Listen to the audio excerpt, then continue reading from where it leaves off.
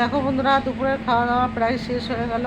তোমাদেরকে বললাম আমি একটু বাড়িতে যাব, কিন্তু জানো তোমাদের দাদা আমাকে যেতে দিচ্ছে না। কিন্তু আমি তো যাবই বাড়ি, কারণ আমার বাড়ি অনেক বাচ্চা কাচ্চা আছে, তারা সবাই খুব কান্নাকাটি করছে, আমাকে যেতেই হবে। যাই হোক, এদিকেই দেখো দুপুরের খাবার প্রায় শেষও হয়ে গেছে, আর একটুখানি ভাত আছে।